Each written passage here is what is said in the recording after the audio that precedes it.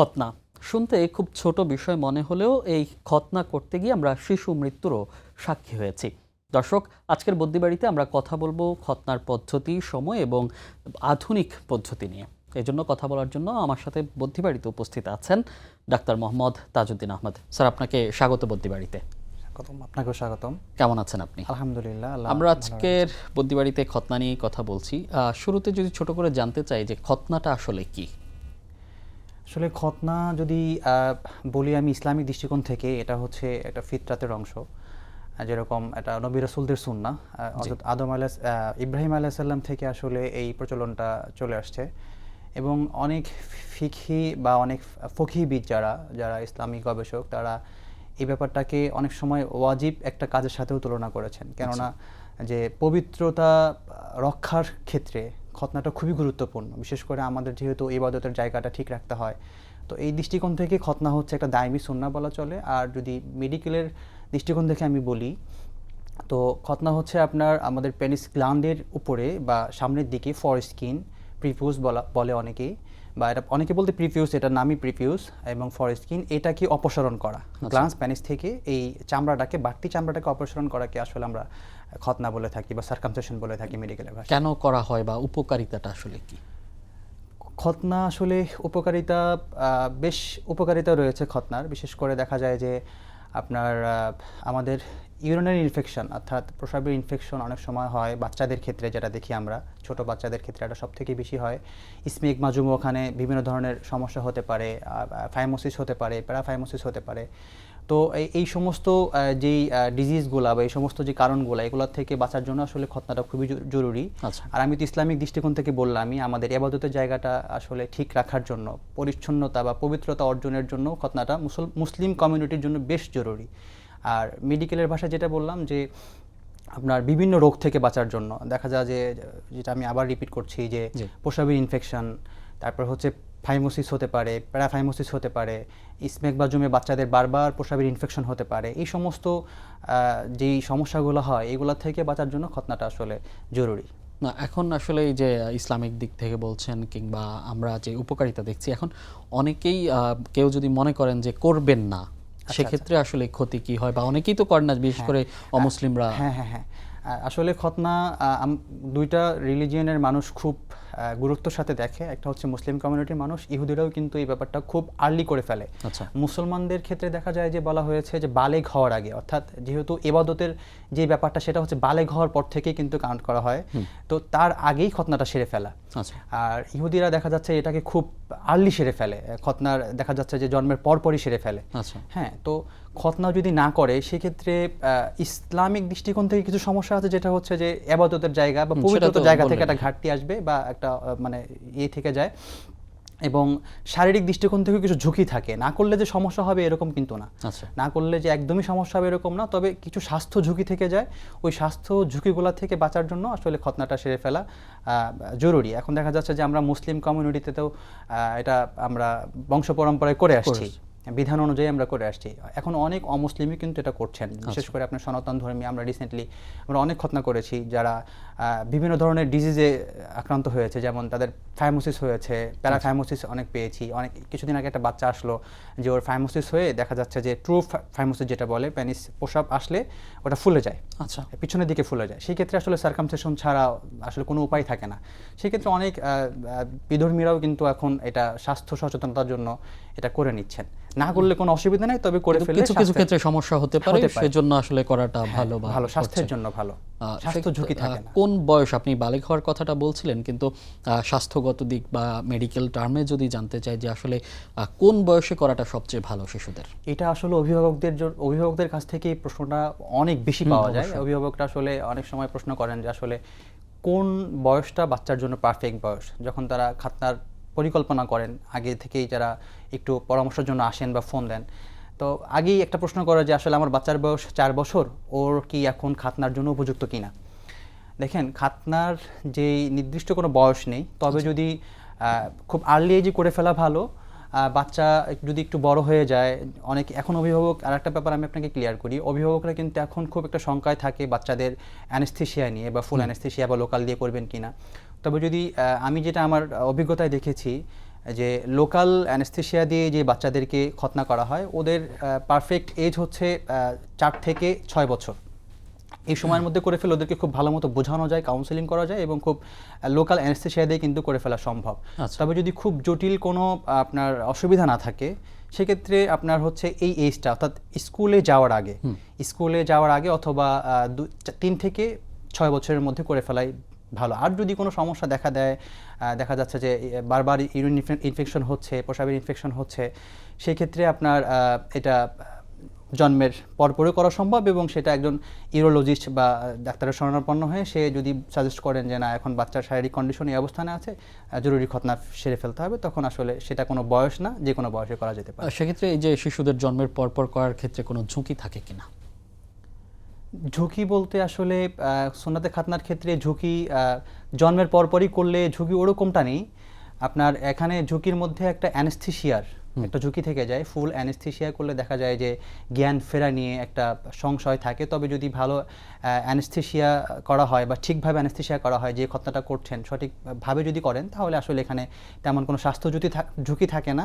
যদি বাচ্চার ইন্টারনাল কোনো ডিজিজ না থাকে বা কোনো গুরুতর সমস্যা না থাকে, সেক্ষেত্রে আসলে স্বাস্থ্য ঝুঁকি বা বড় ধরনের কোনো ঝুঁকি আসলে সার্কামসিশনে নেই। সেক্ষেত্রে আপনি আসলে যেটি বলছিলেন অ্যানেস্থেশিয়া নিয়ে, আমরা এর আগেও একদম শুরুতেও বলেছি এবং আমরা গত 2-1 বছরের মধ্যেও আমরা শিশু মৃত্যুর ঘটনাও কিন্তু দেখেছি যে সুন্নতে খতনা করতে গিয়ে মৃত্যু হয়েছে, বিষয়টা এমনভাবে এসেছে। তো বিষয়গুলো আসলে কেন এই যে মৃত্যুর ঘটনা পর্যন্ত যায় কেন? এটা আসলে খাতনার যে ব্যাপারটা, খাতনা করতে যেয়ে মৃত্যুবরণ করাটা আসলে খাতনার জন্য মৃত্যুবরণ করে না। মূলত খাতনা যে করাচ্ছেন, মুসলমানরা যে করাচ্ছেন, ওনার উপরে আসলে ডিপেন্ড করছে যে ওনার কোনো ভুল বা অ্যানেস্থেশিয়ার ডোজেজের একটু এলোমেলো হতে পারে বা বাচ্চার কোনো ইন্টারনাল বড় ধরনের সমস্যা আগে থেকেই ছিল, সঠিক পরীক্ষা নিরীক্ষা না করেই সার্কামসিশনটা সম্পূর্ণ করেছে, যার কারণে হয়তো বা এরকম একটা অ্যাক্সিডেন্ট হয়েছে। আসলে এটা এমন কোনো ব্যাপারই না যে খতনা করতে যে বাচ্চা মারা যাবে। আসলে এই ব্যাপারটা অভিভাবকদের মধ্যে খুব ভয়ের একটা সঞ্চয় করেছে। বর্তমানে অভিভাবকরা কিন্তু এটা নিয়ে খুব ভয় থাকেন যে আসলে খতনা করাবো, খতনার মতো জিনিসে বাচ্চা মারা যাবে। আসলে এটা যুক্তিসঙ্গতও না, হয় না। আপনি হয়তো বা রিসেন্টলি শুনেছি আমরা 2-3টার ঘটনা, কিন্তু এ যাবৎকাল তো অসংখ্য খতনা হয়েছে, এরকম অ্যাক্সিডেন্ট আমরা কোনো সময় শুনতে পারিনি। তো এটা হচ্ছে প্রপার আপনার গাইডলাইন এবং সঠিক ব্যক্তি সিলেকশন এবং যে খতনাটা করাচ্ছেন তার সতর্কতা ঠিকঠাক থাকলে আসলে এই ধরনের অ্যাক্সিডেন্ট হওয়ার কোনো চান্স থাকে না, যদি বাচ্চার ইন্টারনাল কোনো স্বাস্থ্য ঝুঁকি না থাকে। ইন্টারনাল থাকলেও তো সেটা পরীক্ষা নিরীক্ষা আগে অবশ্যই করা উচিত। হ্যাঁ, এটা পরীক্ষা নিরীক্ষা করেই আসলে সার্কামসিশনটা করা উচিত। সেক্ষেত্রে দেখা যাচ্ছে যে এই চান্সটা, যে মৃত্যু ঝুঁকিটা, এটা আসলে থাকে না। আর এটা মৃত্যু ঝুঁকির মতো কোনো কাজও না আসলে, যে এটা করতে গেলে মৃত্যু ঝুঁকি থাকবে। কোনো সময় আছে যে এই সময় করা ভালো? বিশেষ করে আমাদের দেশে আমরা যেটা দেখি শীতকালে প্রবণতাটা বাড়ে, তো এই মানে এই শীতকালে করার কোনো বাড়তি সুযোগ সুবিধা আছে কিনা? শীতকালে করার বাড়তি সুযোগ সুবিধা বলতে আসলে আমি যেটা দেখেছি যে শীতকাল বিশেষ করে অধিকাংশ অভিভাবক কি বাচ্চাদেরকে একটু বড় করেই খতনা করান। তো সেক্ষেত্রে বাচ্চাদের এখন 4-5 বছরই স্কুলে ভর্তি করে ফেলে। তো শীতকাল যেহেতু শীত চলে আসে, ডিসেম্বর কেন্দ্রিক অভিভাবকরা বড় একটা ছুটি পান। এই জন্য অনেক অভিভাবক দেখা যায় যে ছুটিকে কাজে লাগিয়ে খতনাটা এই সময় সম্পন্ন হয়, যার কারণে দেখা যায় যে আপনার ডিসেম্বর কেন্দ্রিকই সব থেকে বেশি খতনা হয়। তবে শীতে একটু সুবিধা অসুবিধা আসলে তেমন কোনো ম্যাটার করে না, যে শীতকালই ভালো খতনার জন্য। যে কোনো সময়ে বা গরমেও করা যেতে পারে, শীতেও করা যেতে পারে। আসলে শীতেই বাচ্চার জন্য বেস্ট হবে এমনটা আসলে না। উভয় সিজনে বা উভয় সময়, মানে গরমে এবং শীতে, দুই সময় অভিভাবকরা বাচ্চাদের খতনা করাতে পারে। এই নিয়ে তো কোনো জটিলতা নাই নিশ্চয়ই, যে সার্জারি করার পর শুকানো বা না শুকানো এরকম কোনো? শুকানো বলতে শীতের সময় দেখা যাচ্ছে যে তুলনামূলক একটু শুকাতে সময় বেশি লাগছে। হ্যাঁ, যদি আপনার যেটা ট্রেডিশনাল যেই মেথডে খতনাটা করা হচ্ছে, ফর স্কিনটা রাউন্ড করে কেটে সেলাই করে দেওয়া হচ্ছে, হ্যাঁ, এই জায়গাটাগুলোতে বা ডিভাইস খাতনাতে অনেক সময় দেখা যায় যে শুকানোর একটা ব্যাপার থাকে।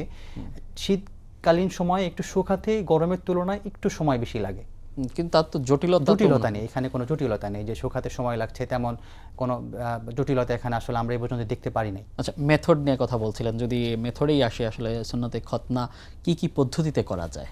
সুন্নতে খাতনার একটা সময় কিন্তু আমরা জানি যে 2টা পদ্ধতিতে খতনাটা বেশি হতো। হাজামরা, যেটা আমরা গ্রাম্য ভাষায় খলিফাও অনেকে বলে, এরা করতেন, এবং চিকিৎসকরা এটাকে ট্রেডিশনাল যে মেথডটা আছে জেনারেল অ্যানেস্থেশিয়া দিয়েই এটা করতেন, রাউন্ড করে কেটে সেলাই করে দিতেন। এখন তো আরো আধুনিক ব্যবস্থা বের হয়েছে। সেক্ষেত্রে হাজম এবং চিকিৎসকের বিষয়টা যদি আনি, যে আপনি তাহলে কোনটা আসলে স্বাস্থ্যসম্মত কিংবা কোন পদ্ধতিটা আসলে ভালো বলে অভিভাবকরা গ্রহণ করবেন বলবেন? আপনি যদি সুন্দর একটা প্রশ্ন করেছেন, আসলে সার্কামসিশন বা সুন্নাতে খাতনা একটা ছোট মানে মাইনর সার্জিক্যাল প্রসিডিউর। সেক্ষেত্রে একজন চিকিৎসক কিন্তু পেনিসের অ্যানাটমি বা এই ব্যাপারে খতনার সময় বা খতনা পরবর্তী যে ঝুঁকিগুলো থাকে এই ব্যাপারে কিন্তু সে খুব ডিপলি নলেজ রাখেন।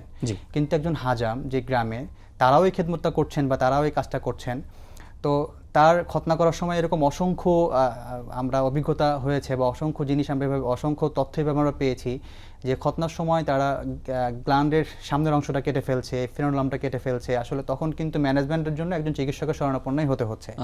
তো যদি অভিভাবকরা খুব সচেতন হন বা সতর্কতা, বা অভিভাবকরা যদি আপনার হচ্ছে ভালো কোনো পদ্ধতি খোঁজেন, সেক্ষেত্রে ডেফিনেটলি একজন চিকিৎসকই তাদের বাচ্চার জন্য নিরাপদ হতে পারে, এবং হাজামদের তুলনায় চিকিৎসকের কাছে বাচ্চারা নিরাপদ এবং সেফ থাকবে ইনশাআল্লাহ খতনা করা মানে খতনার প্রসিডিওরে। আচ্ছা, আপনি ডিভাইসের কথা বলছিলেন, যে তাহলে এই যে ডিভাইস পদ্ধতিটা আসলে কি, যদি আপনার কাছে জানতে চাই। ডিভাইস আসলে আপনার হচ্ছে আপনার যে কথাটা পূর্বে বলেছি যে খতনার বেশ আগে 2টা প্রসেসে খতনা হতো, ইদানিং এসে আসলে অনেকগুলা মেথড বের হয়েছে। যেমন আমি এই যে স্ক্রিনে দেখা যাচ্ছে, এটা হচ্ছে ZSR স্টাফলার ডিভাইস বলে।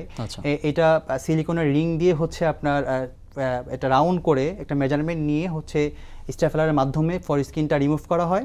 রিমুভ করে এই মেশিনটা অটোমেটিক্যালি হচ্ছে ফর স্কিনটাকে একটা সিলিকনের রিংয়ের মাধ্যমে, স্টাফলারের মাধ্যমে স্কিনটাকে জোড়া লাগিয়ে দিচ্ছে। এটা একটা মেথড। আর একটা মেথড আছে, সেটা হচ্ছে আপনার আলিশ ক্লাম্প। ওটা হচ্ছে এটা আলিশ ক্লাম্প মেথড, এটা তুরস্কের প্রযুক্তি। এটাতে আসলে আপনার অনেকেই এখন এই আলিশ ক্লাম্প মেথড নিয়ে কাজ করছে। এটাতে আপনার তেমন ব্লিডিং হয় না। ডিভাইস খাতনা সবচেয়ে এই ডিভাইসটাতে আগেরটা যেটা দেখিয়েছি বা জেডএসআর, ওটাতেও তেমন কোনো ব্লিডিং টেন্ডেন্সি নেই। এটাতেও আসলে ব্লিডিং হয় না। সবচেয়ে বড় ব্যাপার হচ্ছে ব্লিডিং একদম নামমাত্র ব্লিডিং হয়, সেলাই বা ব্যান্ডেজের প্রয়োজন হয় না। বাচ্চা খুব সুন্দরভাবেই খতনার পরবর্তীতেই আপনার ওর প্যান্ট পরা, হাঁটা চলা করা, নিয়মিত কার্যক্রম সবই কিন্তু আসলে করতে পারছে। যেটা ট্রেডিশনাল খতনা করলে দেখা যায় বাচ্চারা লুঙ্গি পরে একটু রেস্টের প্রয়োজন হয়। হ্যাঁ, কিন্তু এটা এই পদ্ধতিতে খতনা করানোর মাধ্যমে আসলে বাচ্চাদের তেমন বেড রেস্টেরও প্রয়োজন হয় না। হ্যাঁ, সেলাই ব্যান্ডেজ তো লাগছেই না।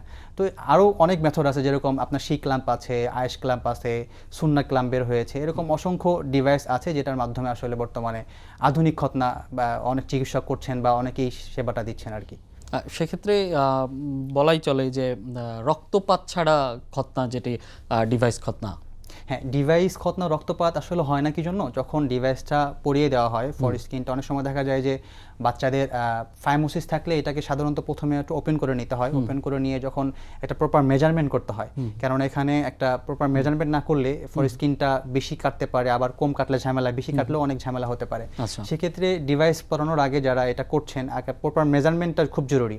মেজারমেন্ট করে নিয়ে যখন ডিভাইসটা পরিয়ে দিচ্ছেন, পরিয়ে দিয়ে ডিভাইসটা লক করে দিলে আসলে ব্লিডিং পয়েন্টগুলো কিন্তু অফ হয়ে যায়। ব্লিডিং না হওয়ার কারণটা হচ্ছে, যখন ডিভাইসটা লক করে দেওয়া হয় তখন আপনার হচ্ছে ব্লিডিং পয়েন্টগুলো বন্ধ হয়ে যাওয়ার কারণে আর সামনের দিকে আর ব্লিডিং মানে রক্ত আসতে পারে না, যার কারণে আমরা এটা বলছি যে রক্তপাত মুক্ত একটা পদ্ধতি ডিভাইস খাতনাটা। সেক্ষেত্রে অ্যানেস্থেশিয়ারও তো কোনো বিষয় নেই? অ্যানেস্থেশিয়ার অবশ্যই অ্যানেস্থেশিয়ার বিষয় তো লাগবেই, কারণ খতনা করতে গেলে অ্যানেস্থেশিয়া লাগবেই। সেক্ষেত্রে আপনি জেনারেল অ্যানেস্থেশিয়া, অনেক অভিভাবক চাচ্ছেন না যে বাচ্চাকে ফুল অজ্ঞান করবেন বা ফুল অজ্ঞান করে, ওই যে একটা ভয়, যে ভয়টা আসলে অলরেডি আমাদের অভিভাবকদের মধ্যে রয়ে গিয়েছে। তো আসলে খতনা করতে গেলে জেনারেল অ্যানেস্থেশিয়া বা লোকাল অ্যানেস্থেশিয়া দিয়েও খতনা করা সম্ভব, এবং এটা লোকাল অ্যানেস্থেশিয়া দিয়ে আসলে এটা করে ফেলা যায় খুব সহজেই। তো আপনার ডিভাইস খাতনা বা যে কোনো খাতনায় আপনি করেন না কেন, আপনাকে অ্যানেস্থেশিয়া করতেই হবে, সেটা জেনারেল অথবা লোকাল। সেক্ষেত্রে ওই যে মৃত্যুর ঘটনা যেটা নিয়ে আসলে অভিভাবকরা ভয় পাচ্ছেন, সেক্ষেত্রে এই যে আমরা ডিভাইস খতনার কথা বলছিলাম, সেখানে আসলে ঝুঁকি কতটুকু বা ঝুঁকি আছে কিনা? ডিভাইস খাতনাতে আসলে ঝুঁকি, যদি জেনারেল অ্যানেস্থেশিয়া না করা হয়, এখানে লোকাল অ্যানেস্থেশিয়া করা হয়, সেই ক্ষেত্রে আসলে এখানে ঝুঁকির কিছুই মানে তেমন ঝুঁকি থাকছে না লোকাল অ্যানেস্থেশিয়া করলে, বা ডিভাইস দিয়ে খতনা করালেও তেমন কোনো আসলে ঝুঁকি নেই। হ্যাঁ, এখানে একটা ঝুঁকির ব্যাপার থেকে যায়, সেটা হচ্ছে যে আপনার অনেক সময় দেখা যায় কি যে ডিভাইস যখন ফর স্কিনটা কাটা হয়, ডিভাইস লাগানোর পরে আসলে স্কিনটা কাটার ক্ষেত্রে একটা মেজারমেন্ট আছে, কতটুকু রেখে কাটতে হবে। অনেক সময় দেখা যায় যে খুব ডিভাইসের খুব কিনার ঘেঁষে যদি কাটা হয়, সেই ক্ষেত্রে দেখা যায় যে চামড়াটা পিছনের দিকে সরে এসে হেমাটোমা হতে পারে। হেমাটোমা হয়ে গেলে তখন পিছনের দিকে ব্লাড জমা হয়ে একটা বাজে সিচুয়েশন তৈরি হয়, সেক্ষেত্রে আসলে ডিভাইস খুলে আপনার স্টিচ দেওয়া ছাড়া কোনো বা সেলাই দেওয়া ছাড়া কোনো উপায় থাকে না। যদি সতর্কতা নিয়ে কেউ ডিভাইস দিয়ে খতনা করে সেক্ষেত্রে আসলে এখানে ঝুঁকির কোনোই চান্স থাকছে না। আচ্ছা, ডিভাইসটা কতদিন তাকে রাখতে হচ্ছে? ডিভাইসটা সাধারণত হচ্ছে আপনার ডিভাইস খাতনার দিন থেকে শুরু করে 4 থেকে 5 দিন, ঊর্ধ্বে গেলে 7 দিন। 7 দিনের মধ্যে ডিভাইসটা আসলে খুলে ফেলা হয়। এর মধ্যে তার যে স্বাভাবিক কার্যক্রম সবই করতে পারে? সব করতে পারে। এখানে আপনার ও প্যান্ট পরা থেকে শুরু করে ওর স্বাভাবিক যে হাঁটা চলা, বা ও যদি চাইলে অভিভাবকরা স্কুলেও নিয়ে যেতে পারবে। আসলে স্কুল গ্যাপের এমন অনেক সময় দেখা যায় যে ফাইমোসিস হয়েছে, ইমার্জেন্সি তার খাতনা করতে হবে বা সার্কামসিশন করতে হবে, স্কুলও চলছে, যদি সে ডিভাইস খাতনাটা করায় সেক্ষেত্রে দেখা যাচ্ছে যে তার স্কুল গ্যাপ না দিলেও চলবে। তবে আমরা বলি যে ডিভাইস খোলার পর 1-2 দিন একটু রেস্ট করাতে, হ্যাঁ, সেই সময়টা 1-2 দিন গ্যাপ যেতে পারে। অনেক অভিভাবক আসলে আবার চান না যে খতনা করায় স্কুলে নিয়ে যাবেন, সেটা তাদের ব্যক্তিগত ব্যাপার। তবে ডিভাইস দিয়ে খতনা করালে আসলে তেমন কোনো রেস্টের প্রয়োজনও হয় না, বাচ্চা তার স্বাভাবিক যে কার্যক্রম সবকিছু স্বাভাবিকভাবেই করতে পারে। হাসপাতালে ভর্তি হওয়ারও কোনো বিষয় আসছে না, আসলে এটা তো যদি আপনি আপনার ডিভাইস খাতনা করান বা ম্যানুয়াল খাতনা করান, যেখান থেকেই করান, এটা তো আসলে ডে কেয়ার সার্জারি, মানে আপনার হচ্ছে সর্বোচ্চ হসপিটালে যদি যান সেক্ষেত্রে আপনার খতনার পরে হয়তো 1-2 ঘন্টা অবজারভেশনে রাখবে, তারপরে ছুটি দিয়ে দিবে। আসলে এখানে 1-2 দিন থাকার কোনো আসলে অবকাশ থাকে না বা থাকাও লাগে না। 1-2 দিন থাকা লাগে না। খতনার পরে সর্বোচ্চ 1-2 ঘন্টা যদি হসপিটাল বা কোনো ক্লিনিকে করান, 1-2 ঘন্টা সে অবজারভেশনে রেখে আপনাকে ছুটি দিয়ে দিবে। আমরা যদি একদম ছোট করে জানতে চাই যে সাধারণ মেথড এবং ডিভাইস, সেক্ষেত্রে আসলে আপনি কোনটা প্রেফার করবেন? সাধারণ মেথড এবং ডিভাইস আসলে দুটাই ভালো পদ্ধতি, তবে ডিভাইসে এক্সট্রা কিছু সুবিধা পায়, অভিভাবক পায় এবং বাচ্চারাও পায়। সাধারণ যে মেথডগুলোতে খতনা করালে একটু অভিভাবকদের যত্ন করতে হয় একটু বেশি, হ্যাঁ, সেলাই ক্ষেত্রে ব্যান্ডেজ বা আপনার হচ্ছে ওখানে বারবার কিছু 1-2 দিন পর পর হচ্ছে ড্রেসিংয়ের একটা ব্যাপার থাকে। আর ডিভাইসে আসলে ড্রেসিংয়েরও কোনো ব্যাপার থাকছে না, হ্যাঁ, এক্সট্রা যত্ন না করলেও চলে, যত্ন করতে হবে না তা না। তবে যদি আপনি তুলনামূলকভাবে আপনি আমাকে জিজ্ঞাসা করেন বা আমার কাছে জানতে চান, সেক্ষেত্রে আমি বলবো যে ডিভাইসটা আসলে বাচ্চাদের জন্য খুবই নিরাপদ বর্তমানে এসে। তবে এটা অভিজ্ঞ হাতে, অবশ্যই একজন অভিজ্ঞ হাতে হতে হবে। বর্তমানে ডিভাইস নিয়ে অনেকেই কাজ করছেন বা এটাকে শিখে অনেকেই বিভিন্নভাবে কাজ করছেন ফিল্ডে। তাদেরও হাজামদের মতে আসলে মেডিকেল নলেজ নেই, ডিভাইস নিয়ে কাজ করতে যে বিভিন্ন ধরনের সমস্যা আসলে আমরা দেখতে পাই। তো আমরা অভিভাবকদেরকে যে মেসেজটা দিব, যদি ডিভাইস খাতনা নিয়ে বাচ্চাদের খাতনা করাতে চায় সেক্ষেত্রে অবশ্যই এখানে একজন অভিজ্ঞ হাতকে বেছে নেওয়া। সেক্ষেত্রে অবশ্যই এই দায়িত্ব অভিভাবককে নিতে হবে। অবশ্যই অভিভাবককে নিতে হবে যে অভিজ্ঞ হাতকে দীর্ঘদিন ধরে করছেন, বা একজন অবশ্যই ডেফিনেটলি একজন চিকিৎসককে বেছে নিতে হবে। অনেক চিকিৎসক এখন কিন্তু আধুনিক এই ডিভাইস খাতনা নিয়ে বা বিভিন্ন মেথড নিয়ে কাজ করছেন, লেজার নিয়ে কাজ করছেন, জেডএসআর নিয়ে কাজ করছেন, আলিসক্লাম নিয়ে কাজ করছেন, হ্যাঁ। তো চিকিৎসকরাও কিন্তু এখন ট্রেডিশনাল বা যে মেথড, এই মেথডের পাশাপাশি আপনার ডিভাইস নিয়েও কাজ করছেন। সেক্ষেত্রে আপনি অবশ্যই একজন চিকিৎসককে বেছে নেবেন, এটা আপনার বাচ্চার জন্য নিরাপদ। সেক্ষেত্রে বড় একটা জিজ্ঞাসা আসে, খরচটা আসলে খরচের ব্যাপারটা। খরচ এটা ডিপেন্ড করে হচ্ছে আপনার ব্যক্তি, স্থান, এগুলোর উপরে। সাধারণত হচ্ছে আলিসক্লাম যে ডিভাইসটা, এটাতে আপনার হচ্ছে 6,000 থেকে শুরু করে বা 10+ এমন হতে পারে জায়গা ভেদে বা ব্যক্তি ভেদে।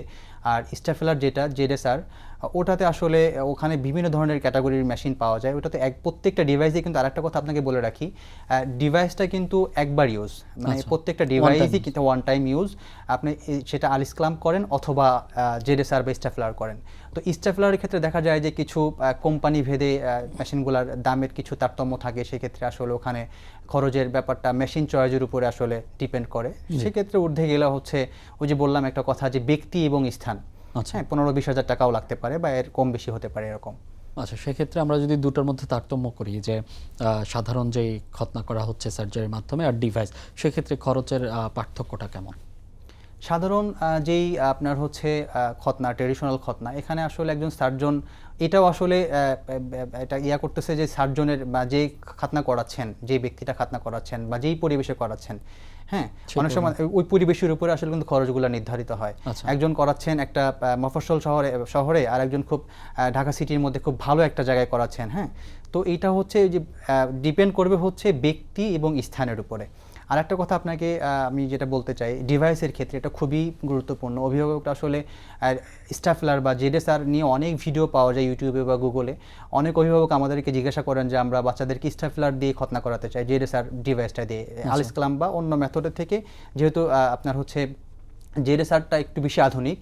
তো এটা আসলে বাচ্চাদের জন্য আমি ব্যক্তিগতভাবে যেটা মনে করি এটা বাচ্চাদের জন্য আসলে যুক্তিসঙ্গত না, কেননা বাচ্চাদের স্কিনটা অনেক সময় পাতলা থাকে, আপনার হচ্ছে জেডএসআর তো সিলিকনের রিং দিয়ে হচ্ছে স্কিনটাকে জোড়া লাগায়। আচ্ছা, সেই ক্ষেত্রে দেখা যায় অনেক সময় সিলিকনের রিং খুলে যাওয়ার একটা চান্স থাকে, ব্লিডিং হওয়ার একটা চান্স থাকে, ওখানে আবার ব্যান্ডেজের প্রয়োজন হয়। এটা বড়দের জন্য খুব ভালো, যারা অনেক সময় দেখা যাচ্ছে যে সনাতন ধর্মী আছেন বা যারা অন্য কোনো ধর্মাবলম্বী আছেন, হ্যাঁ, বা বাচ্চা যদি অ্যাডাল্ট হয়ে যায়, একটু অ্যাডাল্ট হওয়ার পরে আমি পেয়েছি এরকম যে 13 বছর বয়সে বাচ্চাকে খতনা করতে নিয়ে আসছে। প্রশ্ন করলাম যে কেন এত দেরি করলেন, বলো যে ভয়, যে সিদ্ধান্তহীনতায় ভুগে ভুগে আসলে বাচ্চার খতনাটা দেরি হয়ে গিয়েছে। তো দেখা যায় যে বাচ্চাদের ক্ষেত্রে আপনার যেটা 6 বছরের নিচে বা 10 বছরের নিচে আমি কোনো সময় বলি না যে জেরেসার স্টাফলার দিয়ে হচ্ছে খতনা করানো। সেই ক্ষেত্রে আপনি আল ইসলামকে বেছে নিতে পারেন অথবা অন্য কোনো ডিভাইসকে বেছে নিতে পারেন। বড়দের জন্য হচ্ছে আপনার জেরেসার যে ডিভাইসটা আছে এটা বেশ ভালো মানে পদ্ধতি। আমি একটু শুরুর দিকের একটা প্রশ্ন মিস করেছি, সেটা যদি একটু জানতে চাই যে অনেকের দেখা যায় ছোটবেলায় হয়েছে কিন্তু বড় হলে আবার করতে হচ্ছে বা দুইবারও কারো কারো করা লাগছে, সেই আসলে দুইবার কেন করা লাগছে এটা যদি একটু বলতেন। আচ্ছা, এখানে আপনার খুব একটা মজার কথা আছে যে আমরা গ্রামে অনেকেই বলে যে আপনার পয়গম্বরী খতনা বা মায়ের গর্ভ থেকেই খতনা হয়ে আসছে। আসলে ওই সময় দেখা যায় তারা খতনা করান না, যে পরবর্তীতে হয়ে দেখা যায় যে ওটা আপনার চামড়াটা আস্তে আস্তে আবার বড় হয়ে যাচ্ছে, পরবর্তীতে একটা সময় যে খতনা করাতে হচ্ছে। আসলে যে পয়গম্বরী খতনা এটা আসলে আপনার যদি আমি আপনাকে বলি এটা একটা ডিজিজ। এটা পয়গম্বরী খতনা বলতে হচ্ছে আপনার ইউরেথ্রাল, দেখা যাচ্ছে সাধারণত প্যানিসের গ্ল্যান্ডের একদম মাথার দিকে হচ্ছে আমাদের ইউরেথ্রাল ক্যানালটা থাকে বা প্রস্রাবের রাস্তাটা থাকে। তো কিছু কিছু বাচ্চার ক্ষেত্রে দেখা যায় যে এটা একদম নিচের দিকে এসে যায়, অনেক সময় দেখা যায় এটা হচ্ছে আপনার অন্ডকোষের দিকেও এই প্রস্রাবের রাস্তাটা হতে পারে। আচ্ছা, সেক্ষেত্রে সাধারণত নিচের দিকের যে চামড়াটা ওটা আসলে থাকে না বা নিচের দিকে টান হয়ে থাকে, নিচেটা ওপেন থাকে, উপরে হালকা একটু চামড়া ঢাকা থাকে। অভিভাবকরা মনে করেন যে এটা পয়গম্বরী খতনা, এটা করতে হবে না। আসলে এটা একটা ডিজিজ, এটা আসলে অভিজ্ঞ সার্জনের তত্ত্বাবধানেই এই জিনিসটাকে রিকভারি করতে হয়। আর অনেক সময় দেখা যায় যে আপনি আরেকটা যে প্রশ্ন করলেন যে খতনা করিয়েছে হাজামদের মাধ্যম দিয়ে, হ্যাঁ, খতনা করানোর পরে আসলে চামড়ার যে মেজারমেন্টের কথা বলেছি আমরা, এটা খুব গুরুত্বপূর্ণ যে আমি কতটুকু স্কিনটা কাটবো। অনেক সময় দেখা যায় যে কম স্কিন কাটার কারণে একটা সময় যে ওটা আবার বাড়তি হয়ে যাচ্ছে, বয়স বাড়ার সাথে সাথে স্কিনটাও বাড়ছে, ওটা অনেক সময় দেখা যায় যে একদম বুঝে যায়। আমি কিছুদিন আগে একটা ভাই আমাকে মেসেজ করেছে যে উনি ওনার বয়স হচ্ছে 35 বছর, উনি ছোটবেলায় খতনা করেছেন, কিন্তু উনি যেটা বললেন যে আবার খতনার উপযুক্ত হয়ে গিয়েছে, মানে একদম ফুল প্যানিস গ্ল্যান্ডটা ঢেকে গিয়েছে। এটা হচ্ছে সাধারণত হচ্ছে চামড়া কম কাটার কারণে, ফর স্কিনটা যে মেজারমেন্ট ঠিক না হওয়ার কারণে, ফর স্কিনটা কম কাটার কারণে এটা পরবর্তীতে আবার বেড়ে যায়, পরবর্তীতে আবার খতনার একটা প্রয়োজনীয়তা দেখা দেয়। জি স্যার, আপনাকে অসংখ্য ধন্যবাদ। আমরা প্রোগ্রামের একদম শেষ পর্যায়ে চলে এসেছি। এখন আমাদের এই বদ্যিবাড়ি আজকে যারা দেখছেন, যে অভিভাবকরা দেখছেন এবং যে অভিভাবকরা আসলে খতনা নিয়ে চিন্তিত, তাদের জন্য সংক্ষেপে কী বলবেন? আচ্ছা, খতনা নিয়ে চিন্তিত অভিভাবকরা, আমি অভিভাবকদের প্রতি আমাদের মেসেজ যে আপনি আপনার বাচ্চা, প্রত্যেকটা অভিভাবকের কাছেই তার বাচ্চা কিন্তু অনেক দামি একটা সম্পদ, হ্যাঁ। আর খতনা তার জীবনের প্রথম সার্জারি, একটা বাচ্চার জীবনের প্রথম ছোট সার্জারি হলো প্রথম সার্জারি। তো এই ক্ষেত্রে অভিভাবকরা অনেক সময় দেখা যায়, আমার অভিজ্ঞতা যেটা দেখেছি, অভিভাবকরা খরচের ব্যাপারটা বা এই ব্যাপার নিয়ে অনেক অভিভাবক এই ব্যাপারগুলো নিয়ে আসলে দ্বিধাদ্বন্দ্বে ভোগেন, বা একটু কমে কোথায় পাওয়া যায়, একটু খরচ কমে কোথায় করা যায়, বা হাজাম দিয়ে করাচ্ছে, বা আপনার মানে একটু সাশ্রয় মূল্য খোঁজেন। অ্যাকচুয়ালি আমি অভিভাবকদেরকে একটা মেসেজ দিতে চাই যে দেখেন, সাশ্রয়ী মূল্যে না খোঁজে এবং অনভিজ্ঞ লোককে না বেছে নিয়ে আপনি একজন দক্ষ চিকিৎসককে বেছে নেন এবং ভালো কোনো মেথডকে বেছে নেন, সেক্ষেত্রে আসলে আপনার বাচ্চা একজন চিকিৎসকের কাছেই নিরাপদ। কেননা যদি কোনো খতনার পরবর্তী কোনো ঝামেলা হয়, একজন চিকিৎসকই কিন্তু ভালো মতো সেটাকে ম্যানেজ করতে পারবেন। একজন হাজাম কিন্তু কোনোভাবেই এটা সম্ভব না তার জন্য, কারণ তার তো মেডিকেল কোনো নলেজই নেই। সেক্ষেত্রে অভিভাবকরা অবশ্যই একজন চিকিৎসককে বেছে নেবেন। এবং যদি আপনারা অজ্ঞান করতে না চান বা ফুল অ্যানেস্থেসিয়া করতে না চান, এখন কিন্তু অনেক ডাক্তাররা কিন্তু লোকাল অ্যানেস্থেসিয়া দিয়ে এটা করছেন। তো লোকাল অ্যানেস্থেসিয়া দিয়েও আপনি করে ফেলতে পারবেন। আর আরেকটা ব্যাপার হচ্ছে, আমি যেটা দেখেছি, লোকাল অ্যানেস্থেসিয়া দিয়ে খতনা করার ক্ষেত্রে বাচ্চাদের খুব বেশি পরিমাণ কাউন্সেলিং প্রয়োজন, হ্যাঁ। যেই চিকিৎসক বাচ্চাকে লোকাল অ্যানেস্থেসিয়া দিয়ে খতনা করাচ্ছেন, ওই চিকিৎসককে বাচ্চার সাথে আগে মিশতে হবে। বাচ্চার মানসিক ভয়কে দূর করা। দেখা যায় যে লোকাল অ্যানেস্থেসিয়া করতে গেলে বাচ্চা যদি ওটিতেই হসপিটালেই করে, ওটিতেই ঢোকায়, কিন্তু ওটির পরিবেশ দেখলে কিন্তু বাচ্চা একটা ভয়ের মধ্যে পড়ে যাবে, একটা ট্রমার মধ্যে পড়ে যাবে, যে এই পরিবেশ আতঙ্কের মধ্যে পড়ে যাবে। সেক্ষেত্রে অনেক চিকিৎসক এখন দেখা যাচ্ছে যে পার্সোনাল চেম্বারে বা ঘরোয়া পদ্ধতিতেও এটা করছে। তো আপনার হচ্ছে লোকাল অ্যানেস্থেসিয়া দিয়ে খতনা করাতে গেলে বাচ্চাকে আগের থেকেই মেন্টালি প্রস্তুত করতে হবে। সে বিভিন্নভাবে খতনার প্রসেস নিয়ে আসলে বাচ্চার সাথে আলোচনা করা যাবে না, বা কেটে ফেলবে, এ করবে, সেই করবে। আমি আমার একটা ছোট্ট গল্প যদি শেয়ার করি, আমার চেম্বারে একটা বাচ্চা খতনা অলরেডি আমি শুয়েছি বেডে, শোয়া বাচ্চার কোন এক ভাই বিদেশ থেকে ফোন দিয়ে ওর সাথে মস্করা করছে বা দুষ্টুমি করছে যে একটু পরে তো এটা কেটে ফেলবে, এ করবে, সেই করবে, বিভিন্নভাবে একটা মস্করার বা দুষ্টুমির ছলেই বলেছে। কিন্তু ভাইয়া আমি ওই বাচ্চাটাকে খতনা করাতে পারিনি, যেহেতু আমরা ফুল জেনারেল অ্যানেস্থেসিয়া করছি না, লোকাল অ্যানেস্থেসিয়া করছি। বাচ্চা এত ভয়ের মধ্যে পড়ে গিয়েছে যে ওকে ওই সময় কাউন্সেলিং করেও কোনো উপায় হয়নি, বাচ্চাকে খতনা করা সম্ভব হয়নি। হ্যাঁ, তো বাচ্চাদেরকে আসলে ভিন্ন প্রসেসে হতে পারে। আমি সাধারণত অভিভাবকদেরকে বলি যে আপনি বোঝাতে পারেন এইভাবে যে তোমার ওখানে ময়লা হয়েছে, ময়লাগুলো পরিষ্কার করতে হবে, বা যতটা ইজি তাকে রাখা যায়। হ্যাঁ, ভিন্ন কোনো মেথড, এবং ইসলামিক দৃষ্টিকোণ থেকেও একটু বোঝানো যে এটা আমাদের জরুরি করা, এটা আমাদের করতে হবে, পবিত্রতার জন্য করতে হবে, বা এটা সবাই করছে, এটা ভয়ের কিছু নেই, একটু পিঁপড়ে কামড়ের মতো লাগে। মানে অভিভাবকরা ভিন্ন কোনোভাবে বাচ্চাকে কাউন্সেলিং করে এটাকে মেন্টালি প্রস্তুত করবে, মানসিকভাবে প্রস্তুত করবে। সেক্ষেত্রে যে আপনার লোকাল অ্যানেস্থেসিয়া দিয়ে বাচ্চার খতনা করাটা খুব সহজ হয়ে যায়। নচেত লোকাল অ্যানেস্থেসিয়া দিয়ে বাচ্চাদের অনেক সময় দেখা যায় যে বাচ্চারা খুব ভয়ের মধ্যে থাকে, চিল্লাচিল্লি করে, কান্নাকাটি করে, এ ধরনের একটা মানসিক প্রভাব পড়ে। তো সর্বশেষ অভিভাবকদেরকে বলছি যে আপনি আপনার বাচ্চাকে আপনার বাচ্চা একজন চিকিৎসকের কাছেই নিরাপদ, এবং আপনি চাইলে জেনারেল অ্যানেস্থেসিয়া ছাড়াও আপনি লোকাল অ্যানেস্থেসিয়া দিয়ে আসলে খতনাটা সম্পন্ন করতে পারবেন। চাইলে এখন অনেক আধুনিক ডিভাইস বের হয়েছে যেটা আপনার বাচ্চার জন্য সুইটেবল, এবং ওরা খুব স্বাচ্ছন্দ্যের সাথেই চলাফেরা করতে পারবে, খতনার পরবর্তী সময়ে হাঁটা চলা বা সমস্ত কার্যক্রম স্বাভাবিক করতে পারবে। আপনি চাইলে ম্যানুয়াল পদ্ধতিকেও বেছে নিতে পারেন, আবার চাইলে ডিভাইস পদ্ধতিকেও বেছে নিতে পারেন। তবে ডিভাইস পদ্ধতি বাচ্চার জন্য নিরাপদ, এবং বাচ্চার চলাফেরা বা পরবর্তী কার্যক্রমের জন্য ডিভাইস খতনাটাই বাচ্চার জন্য বেস্ট। জি, অসংখ্য ধন্যবাদ স্যার আপনাকে বদ্যিবাড়িতে আসার জন্য। ধন্যবাদ। দর্শক, কথা হয়েছে খতনা নিয়ে, কথা হয়েছে খতনার আধুনিক পদ্ধতি নিয়ে। দেখা হবে অন্য কোনো পর্বে অন্য কোনো অতিথি নিয়ে। ততক্ষণ ভালো থাকুন, সুস্থ থাকুন, আর সঙ্গে থাকুন সময়ের।